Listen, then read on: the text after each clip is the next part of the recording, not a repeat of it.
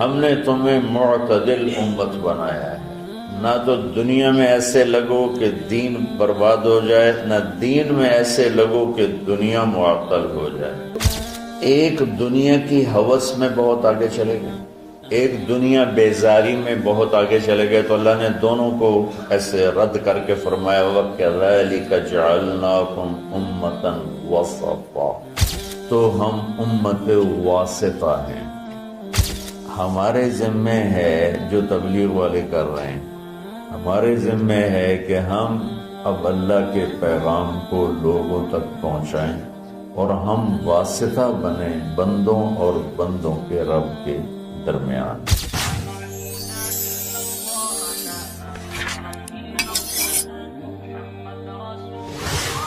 اللہ تعالیٰ فرماتے ہیں کہ ہم نے تمہیں امت معتدل بنایا، وسطا۔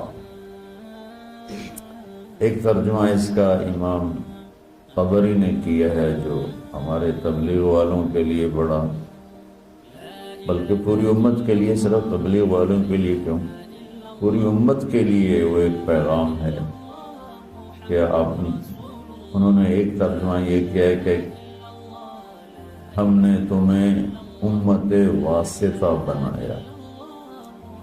دو چیزوں کو ملانے کے لیے درمیان میں جو چیز ہوتی ہے اس کو واسطہ کہتے ہیں۔ جیسے یہ مائک میرے اور آپ کے درمیان، یہ جو بھی آگے سن رہے ہیں، واسطہ ہے۔ یہ دو چیزوں کو ملا رہا ہے، مجھے اور آپ کو ملا رہا ہے آواز کو بلند کر کے۔ تو امام طبری نے اس کا ترجمہ، ایک ترجمہ یہ کیا ہے، یہ بھی کیا ہے امت معتدل بنایا ہے۔ یہ تو تمام مفسرین نے اس کا یہ ترجمہ کیا۔ امام طبری نے ایک ترجمہ یہ کیا ہے کہ ہم نے تمہیں امت واسطہ بنایا ہے۔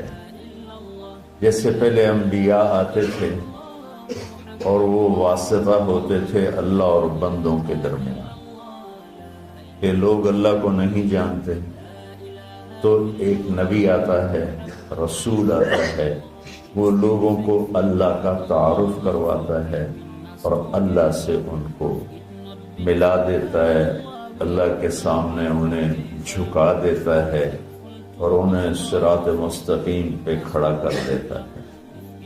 اب ہمارے نبی پاک صلی اللہ علیہ وسلم کے بعد کوئی نبی نہیں آئے گا،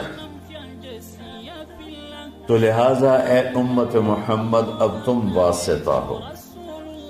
ہمارے ذمے ہے جو تبلیغ والے کر رہے ہیں، ہمارے ذمے ہے کہ ہم اب اللہ کے پیغام کو لوگوں تک پہنچائیں اور ہم واسطہ بنیں بندوں اور بندوں کے رب کے درمیان۔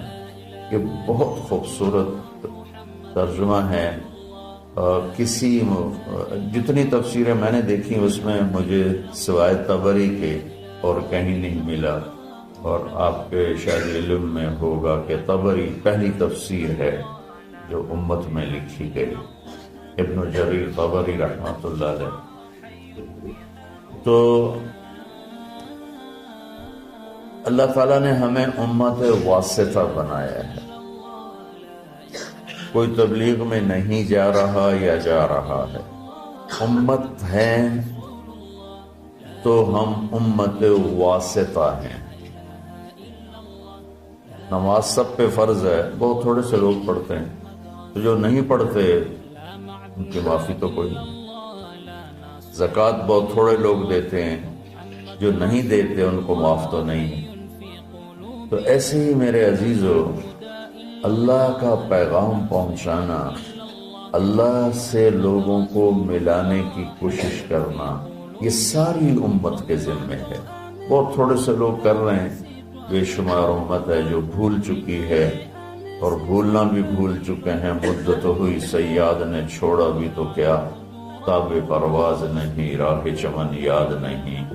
مجھے یہ شعر بڑا فٹ آتا ہے کہ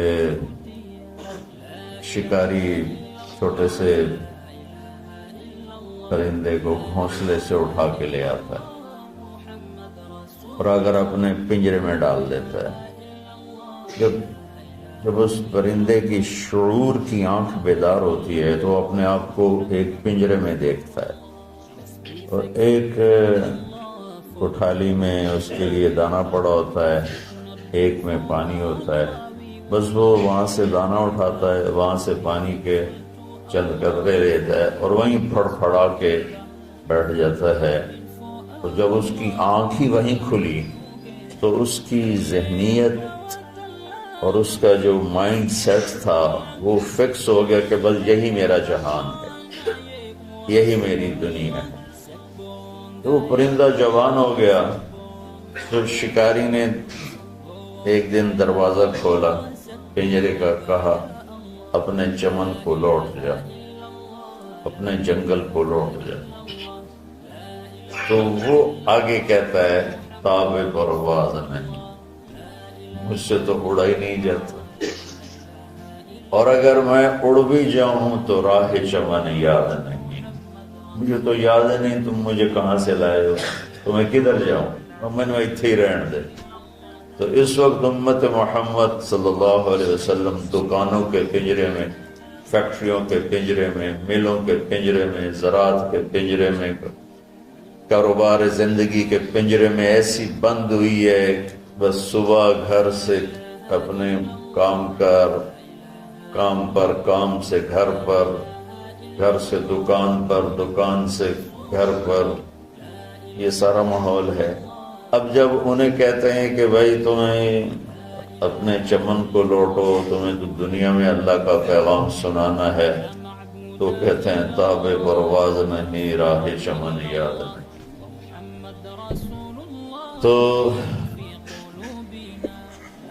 آج جو میں تھوڑی بات کرنا چاہتا ہوں وہ دوسرے معنی پر ہے۔ وَكَذَلِكَ جَعَلْنَاكُمْ أُمَّةً وَسَطًا، ہم نے تمہیں امت معتدل، درمیان والی امت بنائی۔ اچھا، یہ جو آیات کی نمبرنگ ہوئی ہے یہ بہت بعد میں ہوئی ہے۔ اللہ کے نبی کے دور میں یہ آیات کو نمبر نہیں لگے ہوئے تھے، اور اس طرح ایک ایک آیت الگ نہیں کی گئی تھی۔ بعد کے علماء نے اپنی محنت کوشش سے یہ آیات کا عدد تعداد مقرر کی۔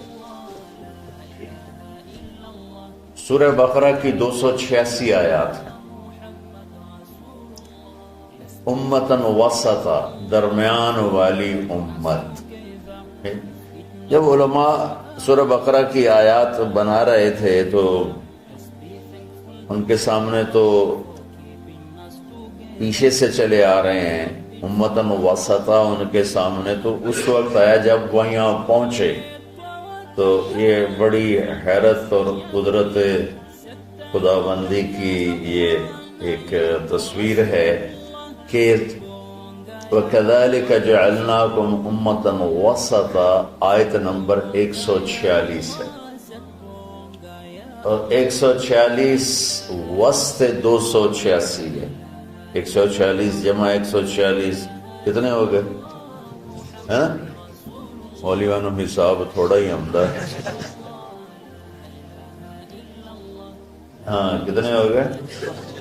200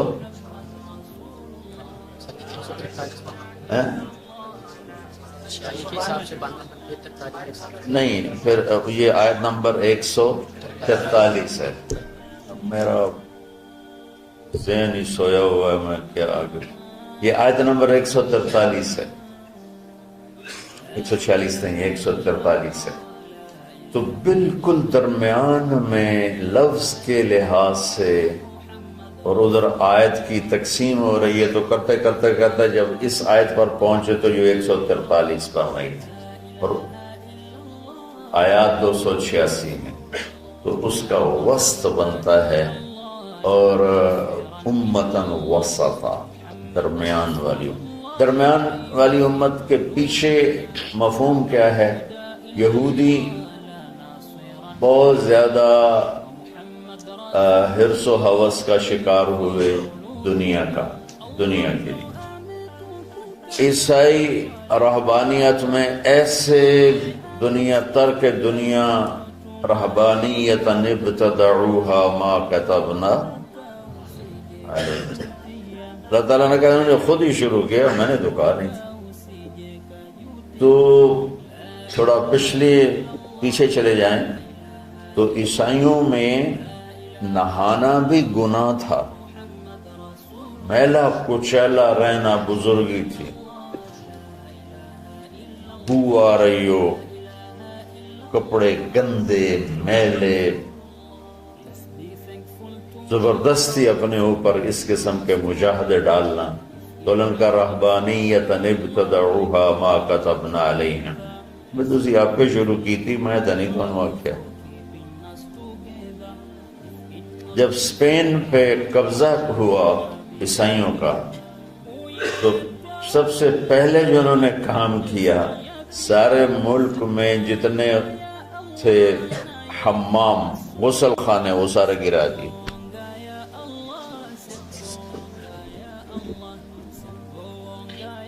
1970 تک انگلینڈ میں 1970 کو زیادہ کسی گھر میں غسل خانہ نہیں ہوتا تھا، ٹوائلٹ نہیں ہوتا تھا، باہر بنے ہوتے تھے جہاں کچھ چند پینیاں دے کے اس میں وہ اپنی ضرورت سے فارغ ہوتے تھے، کسی سے نہانا ہو تو نہاتے تھے۔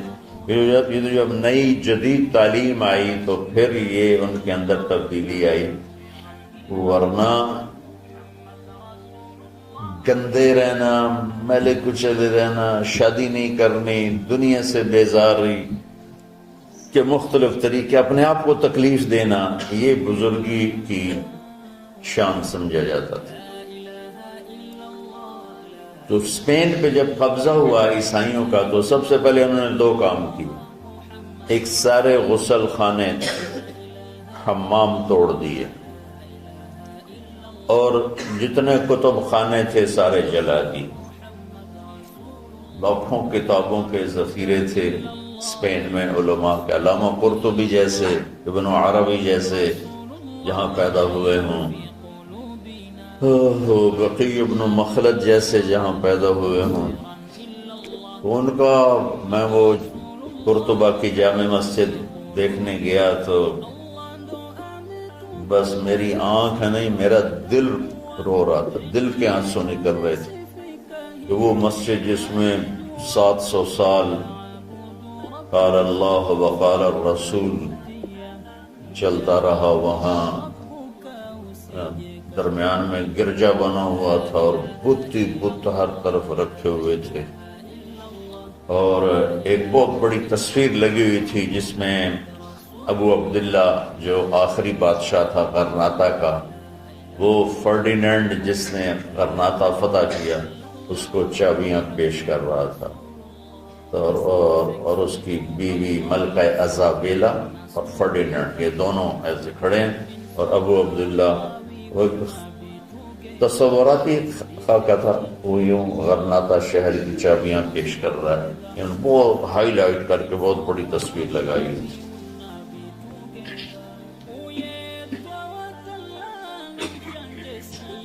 تو ایک دنیا کی ہوس میں بہت آگے چلے گئے، ایک دنیا بیزاری میں بہت آگے چلے گئے، تو اللہ نے دونوں کو ایسے رد کر کے فرمایا وَكَذَلِكَ جَعَلْنَاكُمْ أُمَّةً وَسَطًا، ہم نے تمہیں معتدل امت بنایا ہے، نہ تو دنیا میں ایسے لگو کہ دین برباد ہو جائے، نہ دین میں ایسے لگو کہ دنیا معطل ہو جائے۔